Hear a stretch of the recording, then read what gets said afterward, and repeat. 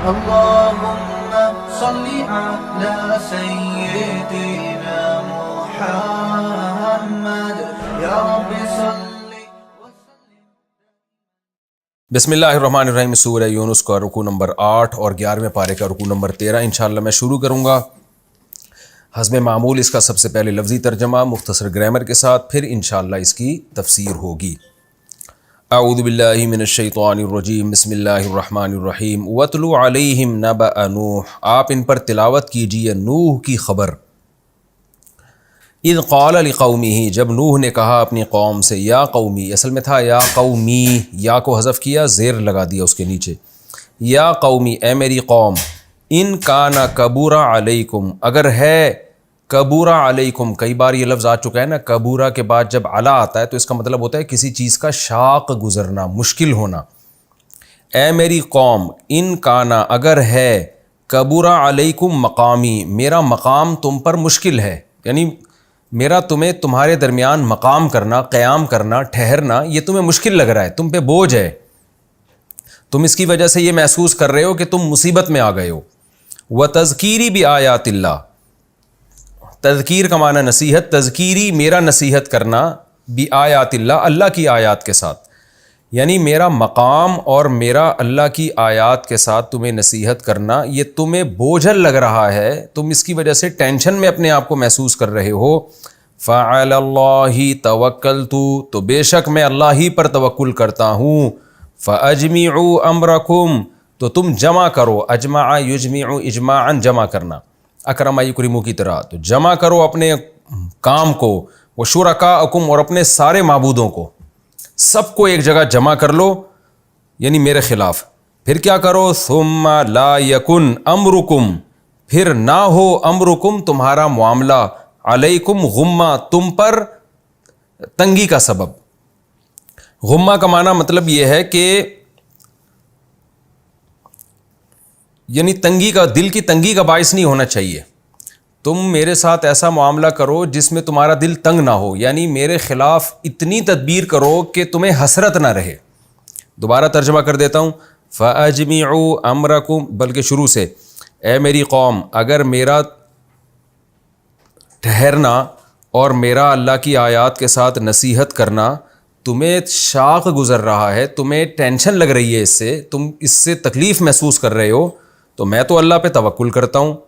لہذا تم اپنے معاملے کو، یعنی اپنی ساری تدبیر کو اور اپنے سارے شرکا کو جمع کرو، اتنا جمع کرو کہ تمہاری تدبیر تمہاری دل کی تنگی کا سبب نہ بنے، یعنی فل تدبیر جمع کرو، حسرت نہ رہے، بعد میں دل تنگ نہ ہو کہ ہم نے تدبیر اختیار کرنے میں کمی کر لی تھی. جیسے لوگ کسی کو دھمکی دیتے ہیں نا کہ تو دشمن لے آ اور میرے خلاف جتنی طاقت لا سکتا ہے لے آ، اتنی طاقت لا کہ تیرے دل میں تنگی نہ رہے کہ یار تھوڑی سی اور لے آتا تو اچھا تھا. اتنی تدبیر اکٹھی کر لے کہ بس جتنی تو کر سکتا ہے، تجھے حسرت نہ رہے بعد میں. یہ اس کا عام سادہ ترجمہ ہوگا. ثم قضوا الیہ، پھر میری طرف جو فیصلہ کرنا ہے، قضا یقضی کا معنی فیصلہ کرنا، کام تمام کرنا، پھر جو کام تم نے تمام کرنا ہے وہ کر دو. ولا تنظرون، اصل میں تھا تنظرونی، انظر ینظر انذارا کا معنی مہلت دینا. ولا تنظرون، اور تم مجھے مہلت بھی مت دو، فوراً یہ کام کر لو میرے خلاف. فإن تولیتم، پس اگر اس کے بعد بھی تم پیچھے ہٹتے ہو، فما سألتکم من اجر، تو دیکھو میں تم سے کوئی اجر کا مطالبہ نہیں کرتا. ان اجری الا علی اللہ، میرا اجر تو صرف اللہ پر ہے. وامرت ان اکون من المسلمین، اور مجھے حکم دیا گیا ہے کہ میں ہو جاؤں فرما برداروں میں سے. فکذبوہ، قوم نے جھٹلایا، ہو نوح کو، فنجیناہ، ہم نے نجات دی ہو نوح کو، ومن معہ، اور ان لوگوں کو بھی جو نوح کے ساتھ تھے، فی الفلکی، کشتی میں، وجعلناہم خلائف، اور ہم نے بنا دیا ان لوگوں کو جانشین، خلیفہ کی جمع خلائف، یعنی زمین کا جانشین بنا دیا. وَأَغْرَقْنَا، اور ہم نے غرق کر دیا، الَّذِينَ كَذَّبُوا بِآيَاتِنَا، ان لوگوں کو جو ہماری آیات کو جنہوں نے جھٹلایا. فَانظُرْ، اے دیکھ تو، كَيْفَ كَانَ عَاقِبَةُ الْمُنذَرِينَ، کیسا ہوا انجام منذرین، ان لوگوں کا جن کو ڈرایا گیا تھا. انذر ینذر انذارا، ڈرانا، منذر مکرم کی طرح جس کو ڈرایا جائے، اور منذرین اس کی جمع. ثم بعثنا پھر ہم نے بھیجا، من بعدہ نوح کے بعد، رسلا الی قومہم بہت سے پیغمبروں کو ان کی قوم کی طرف، فجاؤہم بالبینات وہ پیغمبر آئے واضح دلائل کے ساتھ، فما کانوا لیؤمنوا وہ لوگ ایسے تھے ہی نہیں کہ ایمان لے آتے. کیوں؟ بما کذبوا بہ اس لیے کہ انہوں نے انکار کر دیا تھا پیغمبر کا، من قبل اس سے پہلے ہی، یعنی انکار پہلے ہی کر چکے تھے بغیر تحقیق کے، تو اس انکار کی وجہ سے نحوست یہ آئی کہ اب وہ ایسے تھے ہی نہیں کہ ایمان لے آتے. کذالک نطبع اس طرح ہم مہر لگا دیتے ہیں، علی قلوب المعتدین حد سے تجاوز کرنے والوں کے دلوں پر. ثم بعثنا پھر ہم نے اس کے بعد بھیجا، من بعدہم ان پیغمبروں کے بعد ہم نے بھیجا، موسیٰ و ہارون موسیٰ اور ہارون کو، الی فرعون فرعون کی طرف، وملئہ اور اس کے درباریوں کی طرف، بآیاتنا اپنی واضح نشانیوں کے ساتھ، فاستکبروا فرعون نے اور اس کے درباریوں نے تکبر کیا، وکانوا قوما مجرمین اور وہ مجرم لوگ تھے. فلما جاءہم الحق من عندنا پس جب آیا فرعونیوں کے پاس حق ہماری طرف سے، قالوا تو وہ کہنے لگے، ان ھذا بے شک یہ، لسحر مبین کھلا ہوا جادو ہے، اس حق اور معجزے کو دیکھ کر کہنے لگے یہ تو جادو ہے. قال موسیٰ نے کہا، اتقولون للحق کیا تم کہتے ہو حق کے بارے میں، لما جاءکم جب وہ حق تمہارے پاس آیا، اسحر ھذا کیا یہ جادو ہے، ولا یفلح الساحرون حالانکہ جادوگر لوگ کبھی بھی کامیاب نہیں ہوتے. قالوا لیکن جواب میں فرعونی کہنے لگے، اجئتنا کیا تو آیا ہے ہمارے پاس، اے موسیٰ کیا تو آیا ہے ہمارے پاس، لتلفتنا تاکہ تو ہمیں پھیر دے، فلتلفت پھیر دے ہمیں، عما اصل میں تھا عن ما اس چیز سے، وجدنا علیہ آباءنا جس پر پایا ہم نے اپنے باپ دادا کو، یعنی اس دین سے تو ہمیں پھیرنے کے لیے آیا ہے، ہٹانے کے لیے آیا ہے. وَتَكُونَ لَكُمَا اور تاکہ ہو جائے، لَكُمَا تم دونوں کے لیے، موسیٰ اور ہارون کے لیے، الکبریاء فی الارض زمین میں کبریائی، یعنی بڑائی تمہاری ثابت ہو جائے، حکومت تمہارے پاس آ جائے، تم کیا اس لیے آئے ہو. وَمَا نَحْنُ لَكُمَا بِمُؤْمِنِينَ اور نہیں ہے ہم بِمُؤْمِنِينَ لَكُمَا یعنی ایمان لانے والے تم دونوں کے لیے، ہم کبھی بھی ایمان نہیں لے کر آئیں گے تم پر. وقال فرعون اور کہا فرعون نے، ایتونی عطایاتی کا معنی آنا، اور جب اس کے بعد با آئے تو اس کا معنی لانا، تو ملا کے پڑھیں گے فرعون اتونی، الف سائلنٹ ہو گیا. فرعون نے کہا، ایتونی بکل ساحر علیم لے آؤ میرے پاس ہر جاننے والا جادوگر. فلما جاء السحرہ ساحر کی جمع سحرہ آتی ہے، جیسے طالب کی جمع طلبہ. جب جادوگر آ گئے، قال لہم موسیٰ ان سے موسیٰ نے کہا، القوا القیو تھا اکرمو کی طرف، پھینکو، ما وہ چیز، انتم جو تم، ملقون اصل میں ملقیون مکرمون کی طرح جو تم نے پھینکنا ہے جادو وہ پھینکو. فلما القوا پس جب جادوگروں نے پھینکا، القوا اصل میں اکرمو تھا اکرمو کی طرح القیو. قال موسیٰ نے کہا، ما جئتم به وہ چیز جو تم لے کر آئے ہو، السحر وہ جادو ہے، ان اللہ بے شک اللہ تعالیٰ، سیبطلہ عن قریب باطل کر دے گا اس جادو کو، ان اللہ لا یصلح عمل المفسدین بے شک اللہ تعالیٰ فساد کرنے والوں کے عمل کی اصلاح نہیں کرتا. وَيُحِقُّ الْحَقَّ وَيُحِقُّ اللَّهُ الْحَقَّ احق یحق احقاقاً کا معنی ثابت کر دینا، تو اللہ ثابت کر دے گا حق کو بکلماتی ہی اپنے کلام کے ذریعے، وَلَوْ كَرِهَ الْمُجْرِمُونَ اگرچہ مجرموں کو ناپسند ہی کیوں نہ لگے. یہ ہمارا 8ویں رکوع اور 13ویں رکوع کا لفظی ترجمہ ہو گیا. اب ہم انشاءاللہ اس کی تفسیر کی طرف چلتے ہیں. آپ کو پتہ ہے کہ پچھلا جو رکوع تھا یعنی رکوع نمبر 7 جو تھا، اس میں اللہ تعالیٰ نے اپنی قدرت کی دلیل بیان کی اور یہ بتایا تھا کہ یہ لوگ جن کو فالو کر رہے ہیں ان کے برحق ہونے کی ان کے پاس کوئی دلیل نہیں ہے، اور تم تو خدا کو فالو کر رہے ہو جس نے رات کو تمہارے لیے سکون کا ذریعہ بنایا، تم اس اللہ کو مانتے ہو، لہذا جب یہ تمہارا مذاق اڑایا کریں، تمہاری توہین کریں تو اس کی پرواہ مت کرو. یہ عقلی دلائل تھے پچھلے رکوع میں زیادہ. اب قرآن پچھلے انبیاء کے کچھ واقعات بیان کرتا ہے کہ قرآن کوئی نئی کتاب نہیں ہے، اور جو آسمانی ہدایات ہیں یہ کوئی نئی ہدایت نہیں ہے، پہلی قوموں میں بھی پیغمبر آتے رہے ہیں، اور اللہ ان کو بھی ہدایت، ان کے ذریعے بھی لوگوں کو ہدایت دیتا رہا ہے، اور جن لوگوں نے نافرمانی کی ان پر کیسے کیسے سخت عذاب آتے رہے ہیں۔ اس لیے اللہ نے فرمایا وَاتْلُ عَلَيْهِمْ نَبَأَ نُوحٍ، اے محمد صلی اللہ علیہ وسلم آپ ان کو نوح کی خبر پڑھ کے سنائیے، یعنی نوح کی خبر ان پر تلاوت کیجیے۔ نبی صلی اللہ علیہ وسلم مکہ میں تھے، آپ کا یہود و نصارہ سے کوئی واسطہ نہیں تھا، لیکن یہ قرآن کا معجزہ ہے کہ جو واقعات تورات اور انجیل میں پچھلے پیغمبروں کے تھے وہ نبی صلی اللہ علیہ وسلم بیان کیا کرتے تھے۔ اس پہ یہود و نصارہ حیران ہوتے تھے کہ یہ تو ہماری کتابوں کے واقعات ہیں، یہ یہاں کہاں سے آئے؟ تو قرآن نے بتایا کہ جس خدا نے تورات اور انجیل کو نازل کیا وہی قرآن کو بھی نازل کر رہا ہے۔ تو جس نے موسیٰ اور عیسیٰ کو پچھلی امتوں کے واقعات سنائے علیہم السلام، وہی محمد صلی اللہ علیہ وسلم کو بھی وہی واقعات بتا رہا ہے۔ وَاتْلُ عَلَيْهِمْ نَبَأَ نُوحٍ، اے نبی آپ ان پر تلاوت کیجیے نوح کی خبر۔ اذ قال لقومہ، جب نوح نے اپنی قوم سے کہا یا قومی، اے میری قوم، ان کان کبر علیکم مقامی وتذکیری بآیات اللہ، اگر میرا تمہارے درمیان ٹھہرنا اور اللہ کی آیات کے ذریعے تمہیں نصیحت کرنا تمہیں برا لگ رہا ہے، تمہیں اس سے ٹینشن ہو رہی ہے، تو کیا ہے علی اللہ توکلت، میں تو اللہ پہ توکل کرتا ہوں۔ یعنی ظاہر ہے جب تمہیں اس بات سے ٹینشن ہوگی تو تم مجھے نقصان پہنچانے کی کوشش کرو گے۔ نہیں ہونا تو چاہیے تمہیں خوش کہ تمہیں ہدایت مل رہی ہے، سیدھا راستہ بتا رہا ہوں، لیکن اگر تم پہ یہ عمل شاق گزر رہا ہے تو ظاہر ہے جب کوئی عمل کسی پہ شاق گزرتا ہے، ٹینشن ہوتی ہے، تو وہ اس سے بچنے کی کوشش کرتا ہے۔ تو تم اس ٹینشن سے بچنے کے لیے تم کیا کرو، میں تو اللہ پہ توکل کرتا ہوں، لیکن تم میرے خلاف جتنی تدبیر کر سکتے ہو کر لو، اور اتنی تدبیر کرو کہ تمہیں حسرت نہ رہے کہ تدبیر میں کوئی کمی رہ گئی ہے، حسرت نہ رہے تمہیں۔ تو اس کے بعد بھی اگر میں بچ گیا اور اللہ نے مجھے غالب کیا تو یہ اس کی علامت ہے کہ میں برحق ہوں۔ یہ مضمون حضرت نوح علیہ السلام اس قوم کو سمجھانا چاہ رہے تھے۔ فعلی اللہ توکلت، تو میں تو اللہ پہ توکل کرتا ہوں۔ فاجمعوا امرکم وشرکاءکم، تو تم اپنی تدبیر اور سارے تمہارے جھوٹے معبود ہیں ان کو جمع کرو۔ ثم لا یکن امرکم علیکم غمہ، پھر تمہارا معاملہ تم پر غمہ، یہ غم سے نکلا ہے نا، اردو والا جو غم ہوتا ہے، یہ ٹینشن کا سبب نہ رہے، غم کا سبب نہ رہے کہ ہم نے نوح کے خلاف تدبیر کم کی تھی۔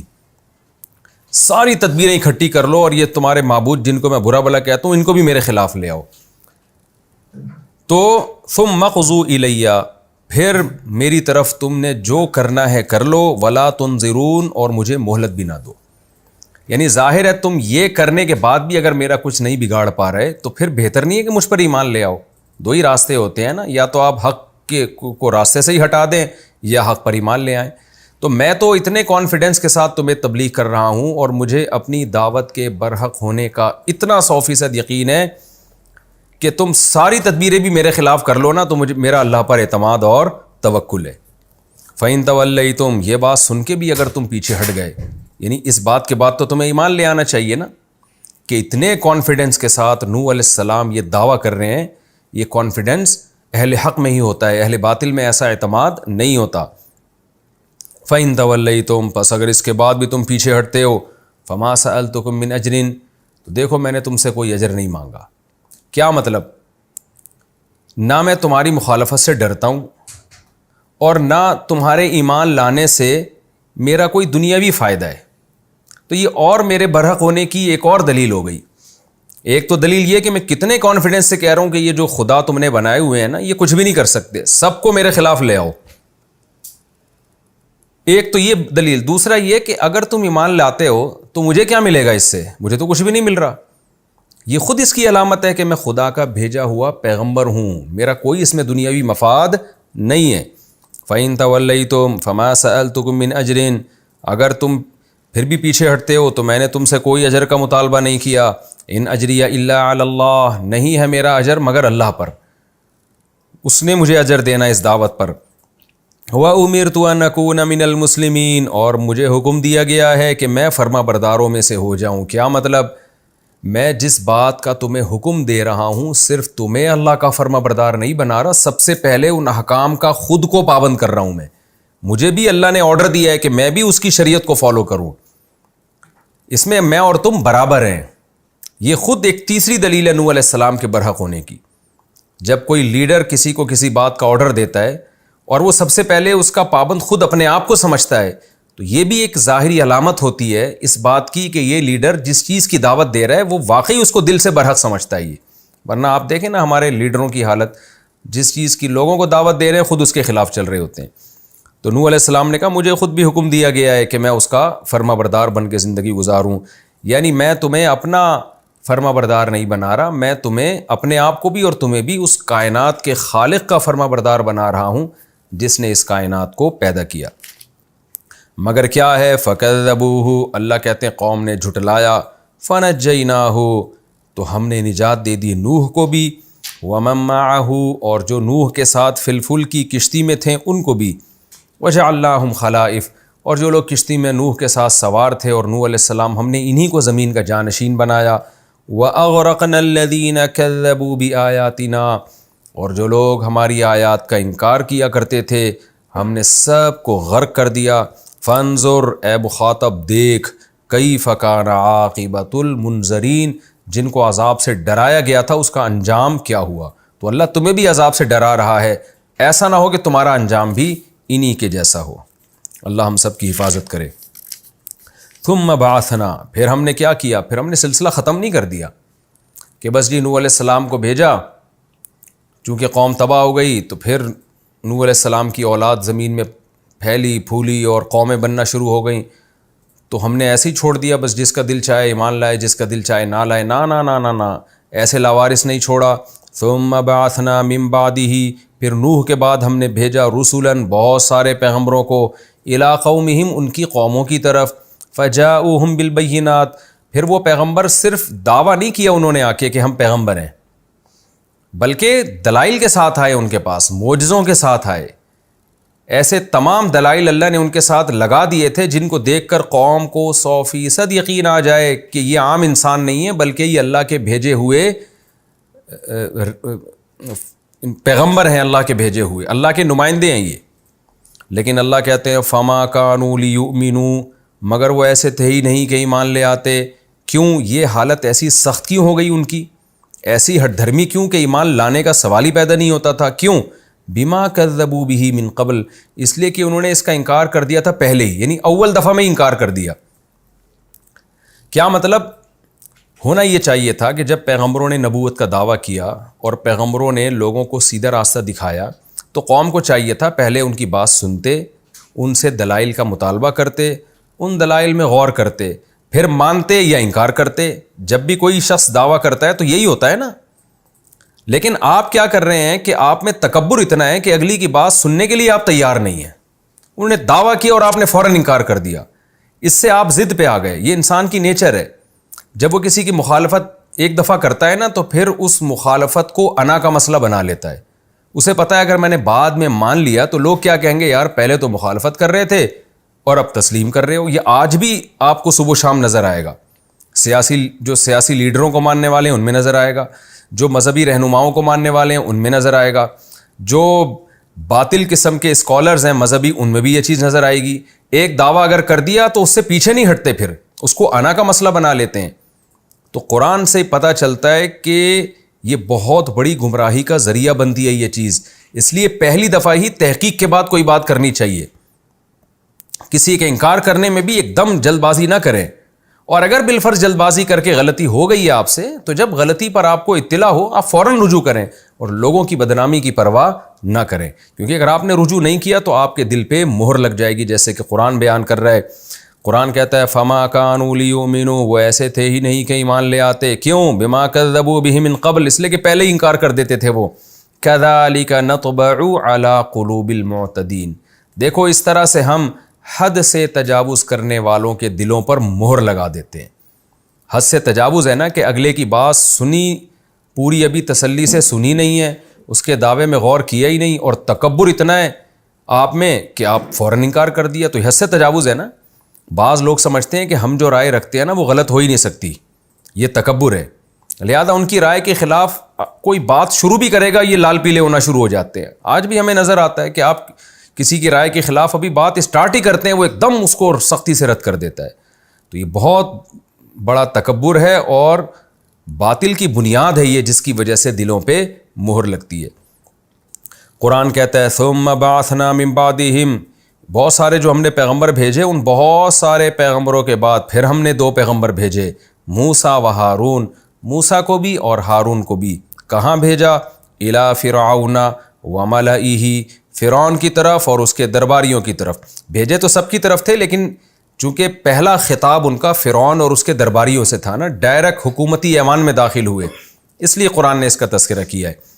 بِآیاتنا، اور یہاں بھی ہم نے موسیٰ اور ہارون کو ایسے ہی نہیں بھیج دیا، واضح دلائل کے ساتھ بھیجا، تاکہ فرعون کے محل میں وہ یہ ثابت کر سکیں کہ واقعی ہم اللہ کے پیغمبر ہیں۔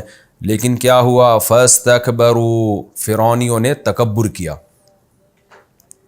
اپنے آپ کو اتنا بڑا سمجھا جس کی وجہ سے موسیٰ کا انکار کیا۔ وَكَانُوا قَوْمًا مُجْرِمِينَ، اور وہ بھی مجرم لوگ تھے۔ یعنی یہاں بھی اللہ نے تکبر کی وجہ بیان کر دی کہ تکبر اس لیے کیا کہ پہلے سے جرم کر رہے تھے۔ جو مجرم لوگ ہوتے ہیں ان میں کبر پیدا ہو جاتا ہے۔ پہلے یہ ظلم نہ کر رہے ہوتے، بنی اسرائیل کے بچوں کا قتل اور ملک میں ظلم نہ کر رہے ہوتے تو تواضع ہوتی۔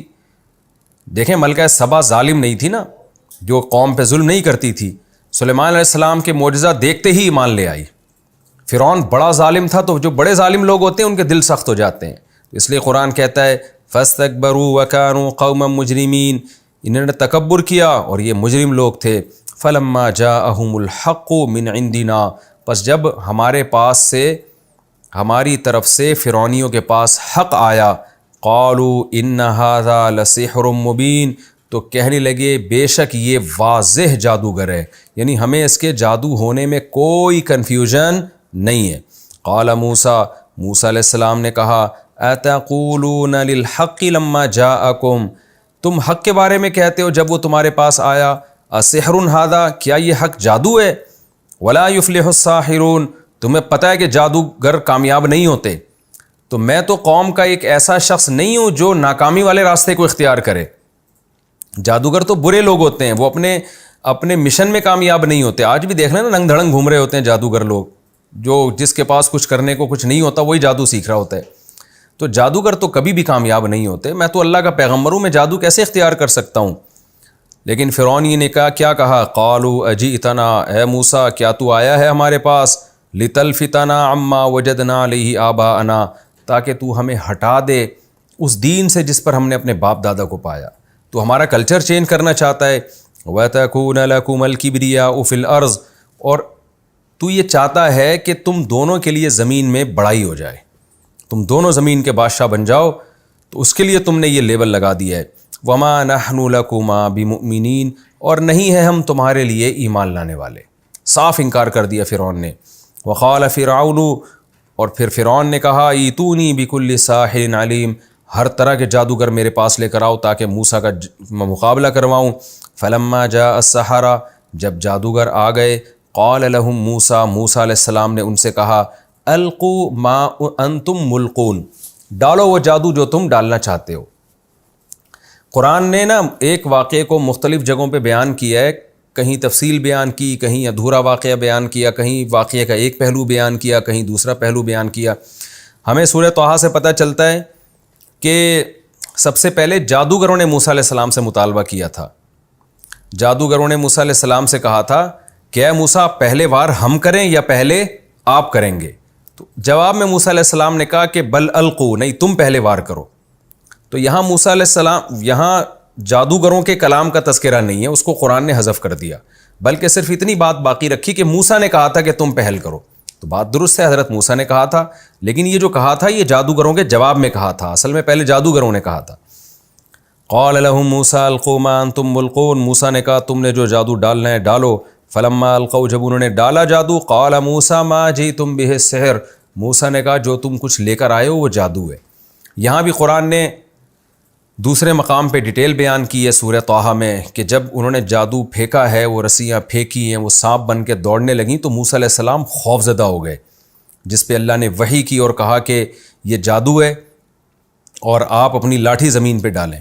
تو اس سے پتہ چلتا ہے کہ شروع میں حضرت موسیٰ خوفزدہ ہوئے، پھر جب اللہ نے تسلی دی ہے تو پھر موسیٰ علیہ السلام نے ان کو کہا اعتماد کے ساتھ کہ اس سے کچھ بھی نہیں ہونے والا، اور اس کے بعد موسیٰ علیہ السلام نے لاٹھی ڈالی۔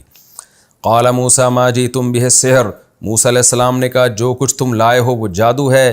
ان اللہ سیبطلہ، بے شک اللہ تعالیٰ اس کو باطل کر دے گا، ان اللہ لا یصلح عمل المفسدین، بے شک اللہ تعالیٰ فساد کرنے والوں کے عمل کو سیدھا نہیں کرتا، تمہارا عمل اب باطل ہو کے رہے گا کیونکہ تمہارا مقصد زمین میں فساد مچانا ہے۔ وَيُحِقُّ اللَّهُ الْحَقَّ بِكَلِمَاتِهِ، اور اللہ حق کو ثابت کر دے گا اپنے کلمات کے ذریعے، اپنی باتوں کے ذریعے۔ وہ اللہ کے کلمات کیا ہیں؟ اللہ کے احکام ہیں، کیونکہ وہ بھی کلمے کی شکل میں آتے ہیں نا۔ اللہ اپنے حکام کے ذریعے باطل کو، حق کو ثابت کر کے چھوڑے گا۔ وَلَوْ كَرِهَ الْمُجْرِمُونَ، اگرچہ مجرم لوگوں کو کتنا ہی ناپسند کیوں نہ لگے، فرعون کو کتنا ہی برا کیوں نہ لگے، لیکن اللہ حق کو غالب کرے گا۔ یہ ہمارا رکوع کمپلیٹ ہوا۔ اس رکوع کا خلاصہ بھی بہت آسان ہے۔ اس میں اللہ نے سب سے پہلے نوح علیہ السلام کا مختصر واقعہ بیان کیا کہ کیسے نوح علیہ السلام نے اپنے برحق ہونے کے 3 دلائل دیے۔ ایک دلیل یہ کہ تم میرے خلاف جو کر سکتے ہو کر لو، میں اعتماد اللہ پہ کرتا ہوں، ایسا کانفیڈنس اہل حق میں ہی ہوتا ہے۔ دوسری دلیل یہ کہ تم اگر مجھ پر ایمان لے آتے ہو تو مجھے تم سے کوئی لالچ نہیں ہے، میرا کوئی اجر کا مطالبہ نہیں ہے، یہ بھی میرے برحق ہونے کی دلیل۔ تیسری دلیل یہ کہ میں خود ان احکام کا سب سے پہلے پابند ہوں جن احکام کا میں تمہیں آرڈر کر رہا ہوں۔ یہ وَأُمِرْتُ أَنْ أَكُونَ مِنَ الْمُسْلِمِينَ میں بیان کیا۔ لیکن قرآن کیا کہتے ہیں؟ قوم ایمان نہیں لے کر آئی، اللہ نے سب کو ہلاک کر دیا۔ دوسری بات اس رکوع میں یہ بیان ہوئی کہ بہت سارے پیغمبر نوح علیہ السلام کے بعد آئے، مگر لوگ ایمان کیوں نہیں لے کر آتے تھے؟ اس لیے کہ بغیر تحقیق کے شروع میں انکار کرتے تھے، تو اس انکار اور کو انا اور ضد کا مسئلہ بنا لیا کرتے تھے۔ تو ہمیں پتہ چلا کہ حق کا انکار نہیں کرنا چاہیے، کسی بھی چیز کا انکار فوراً نہ کیا کریں جب تک اس کے بارے میں آپ تحقیق نہ کر لیں، ورنہ یہ چیز انسان کو ضدی بنا دیتی ہے، انا کا مسئلہ بن جاتا ہے اس سے۔ اور تیسرا ہمیں اس میں موسیٰ علیہ السلام کے واقعے کا پتہ چلا کہ موسیٰ علیہ السلام نے بھی کیسے جادوگروں سے مقابلہ کیا اور فرعون کو کیسے دعوت دی، مگر فرعونی وہ کیسے ضد اور ہٹ دھرمی کا شکار ہوئے، اور اللہ تعالیٰ نے پھر جادوگروں کے مقابلے میں موسیٰ علیہ السلام کو کیسے فتح عطا فرمائی۔ یہ ہمارا رکوع کمپلیٹ ہوا۔ اب ہم آگے چلتے ہیں۔ سورہ یونس کا رکوع نمبر 9 اور 11ویں پارے کا رکوع نمبر 14 ہم شروع کرتے ہیں۔ سب سے پہلے اس کا لفظی ترجمہ مختصر گرامر کے ساتھ، پھر انشاءاللہ اس کی تفسیر۔ اعوذ باللہ من الشیطان الرجیم، بسم اللہ الرحمن الرحیم۔ فما آمن لموسیٰ، پس نہیں ایمان لائی موسیٰ علیہ السلام کے لیے، الا مگر ذریۃ من قومہ، آپ کی قوم کی ایک ذریت، علی خوف، یہ جو ایمان لائی موسیٰ علیہ السلام پر یہ بھی علی خوف من فرعون، فرعون کے خوف پر، یعنی فرعون کا ساتھ ساتھ خوف بھی تھا اس قوم کو، وملئہم، اور فرعون کے جو درباری تھے ان کا خوف، یعنی موسیٰ علیہ السلام پر آپ کی ذریت میں سے، آپ کی قوم میں سے ایک ذریت ایمان لے کر آئی ہے، لیکن یہ ایمان بھی ایسا مشکل ایمان تھا کہ ساتھ میں فرعون اور اس کے درباریوں کا خوف لگا ہوا تھا۔ وہ خوف کیا تھا؟ ان یفتنہم، کہ فرعونی لوگ ان کو فتنے میں ڈال دیں گے۔ ان کو پتہ تھا ہم ایمان لے آئے لیکن ہمیں چھوڑے گا نہیں فرعون، فتن یفتنو، فتنے میں ڈالنا۔ وَإِنَّ فِرْعَوْنَ، اور واقعی فرعون، لَعَالٍ فِي الْأَرْضِ، عالٍ تھا اصل میں، عَالِيٌ، عَلَا يَعْلُو سے علو، اعلیٰ بلند، یعنی اس کا مطلب ہے غالب، بے شک فرعون زمین میں غالب تھا۔ وَإِنَّهُ لَمِنَ الْمُسْرِفِينَ، اور بے شک وہ حد سے تجاوز کرنے والے لوگوں میں سے تھا۔ وقال موسیٰ، اب ظاہر ہے فرعونی کی طرف سے قوم کو بہت فتنہ تھا، تو موسیٰ علیہ السلام نے کیا کہا؟ یا قومی، اے میری قوم، ان کنتم آمنتم باللہ، اگر تم اللہ پر ایمان لائے ہو، فعلیہ توکلوا، تو اسی پر توکل کرو تم، ان کنتم مسلمین، اگر تم واقعی فرما بردار ہو۔ فقالوا، قوم جواب میں کہنے لگی، علی اللہ توکلنا، ہم اللہ ہی پر توکل کرتے ہیں، ربنا، اے ہمارے رب، لا تجعلنا فتنة للقوم الظالمین، ہمیں تو ظالم قوم کے لیے آزمائش نہ بنا۔ ونجنا، نجیا ینجی تنجیتن، سبح یسبح تسبیحا کی طرح، جیسے سبح اس کا معنی ہے پاکی بیان کریں، تو نجی یا کو حذف کر دیا، نجی نجات دے تو، ونجینا، اور ہمیں نجات دے تو، برحمتی کا، اپنی رحمت کے ساتھ، من القوم الکافرین، کافر قوم سے۔ وأوحینا الی موسیٰ، اور ہم نے وحی کی موسیٰ کو، وأخیہ، اور موسیٰ کے بھائی کو، کیا وحی کی؟ ان تبوأ، بوّأ یبوّئ تبویئن سے تبویئتن پڑھا جاتا ہے. یہ اس کا معنی ٹھکانہ بنانا، کہ وہ ہے نا وَلَقَدْ بَوَّأْنَا لِإِبْرَاهِيمَ، قرآن میں آتا ہے نا کہ ہم نے ابراہیم علیہ السلام کو ٹھکانہ دیا. تو ان تبوّأ کہ تم دونوں ٹھکانہ بناؤ، لِقَوْمِكُمَا تم دونوں اپنی قوم کے لیے. کیسے؟ بمصر، مصر میں، بیوتاً گھروں کو. یعنی ہم نے موسیٰ اور ان کے بھائی ہارون کو وحی کی کہ تم دونوں اپنی قوم کے لیے مصر میں گھروں ہی کو ٹھکانہ بنا لو. وَاجْعَلُوا بُيُوتَكُمْ قِبْلَةً، اور اپنے گھروں ہی کو قبلہ بنا لو. قبلے کا مطلب نماز کی جگہ. وَأَقِيمُوا الصَّلَاةَ، اور نماز قائم کرو. وَبَشِّرِ الْمُؤْمِنِينَ، اور مومنین کو خوشخبری دے دو. وقال موسیٰ، موسیٰ نے کہا ربنا، اے ہمارے رب، انکا، بے شک تو نے، آتیت فرعون، دیا ہے فرعون کو، وملأہ، اور اس کے درباریوں کو، زینتاً، دنیا کی زینت، واموالاً، اور مال، فی الحیات الدنیا، اس دنیا میں. ربنا، اے ہمارے رب، لیضلوا عن سبیلک، تاکہ یہ لوگ گمراہ کریں تیرے راستے سے. یعنی تو نے جو ان کو زینت اور مال اتنا دیا نا، اس کا رزلٹ کیا ہے کہ یہ گمراہ کر رہے ہیں لوگوں کو تیرے راستے سے. ربنا، اے ہمارے رب، اطمس علی اموالہم، ان کے مالوں کو برباد کر دے. طمس یطمس کو معنی نیست و نابود کر دے.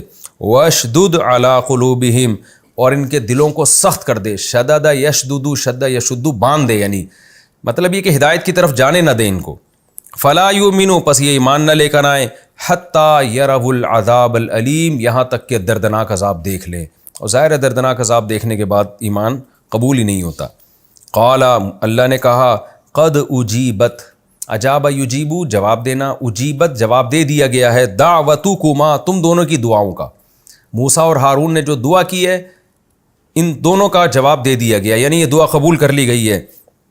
فاستقیما، پس تم دونوں سیدھے راستے پہ چلو، قائم رہو سیدھے راستے پہ. استقیم، استقیم آرڈر ہے، استقیمہ دو کو خطاب ہو رہا ہے.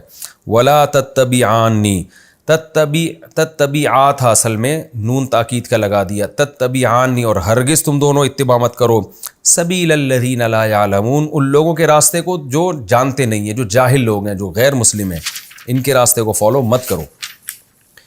وجاوزنا ببنی اسرائیل، اور جاوزہ یجاوز، مجاوزتاً کا معنی پار کرانا. جواز آپ نے سنا ہوگا نا، یہ اس کو بھی کہتے ہیں پاسپورٹ کو، پار کرا دیتا ہے آپ کو، ایک ملک کی سرحد سے دوسرے ملک لے جاتا ہے. وجاوزنا ببنی اسرائیل، اور ہم نے پار کرایا بنی اسرائیل کو، البحر، بحر سمندر کو کہتے ہیں لیکن بڑے دریا کو بھی کہتے ہیں. ہم نے دریا پار کرا دیا، پانی پار کرا دیا بنی اسرائیل کو. فَأَتْبَعَهُمْ فِرْعَوْنُ، فرعون ان کے پیچھے چلا، وَجُنُودُهُ، اور فرعون کے لشکر بھی. تو فرعون اور اس کے لشکر نے ان کا تعاقب کیا، بغیاً وعدوا، بغاوت کے ارادے سے اور سرکشی کے ارادے سے. حتیٰ اذا ادرکہ الغرق، یہاں تک کہ غرق نے جب اس کو پا لیا، یعنی پانی کے اندر غرق کرنا نے جب اس کو پا لیا، جا لیا جا کے، یعنی غرق جب ہونے لگا.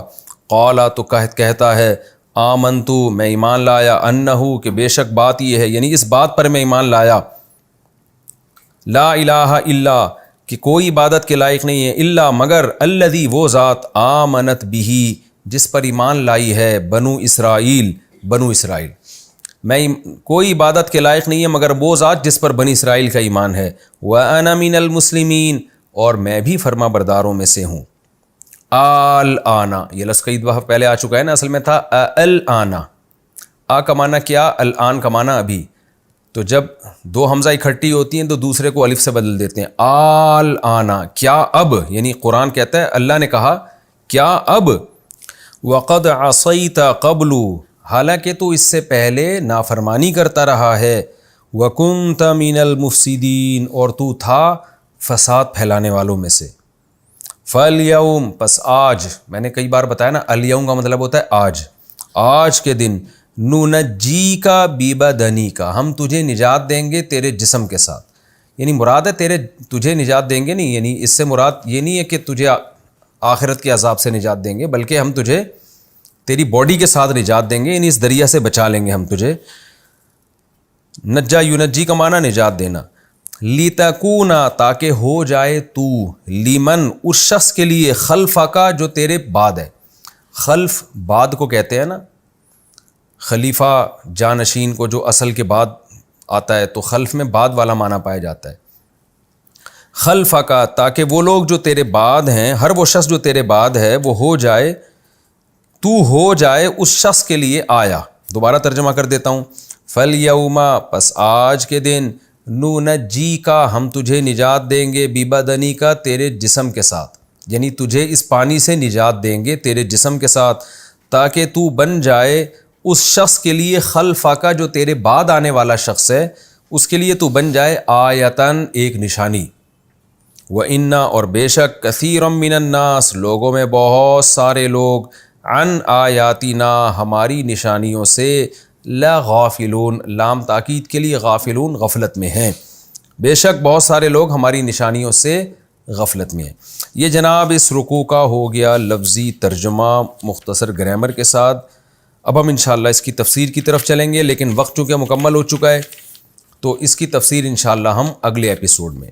تو خلاصہ کیا نکلا کہ ہم اگلے ایپیسوڈ میں انشاءاللہ سورہ یونس کا رکوع نمبر 9 اور 11ویں پارے کا رکوع نمبر 14 اس کا ترجمہ ہو گیا. اس کی تفسیر انشاءاللہ اگلے ایپیسوڈ میں ہم شروع کریں گے. اللہ تعالی ہمیں سمجھنے کی اور عمل کرنے کی توفیق عطا فرمائے. وما علینا الا البلاغ.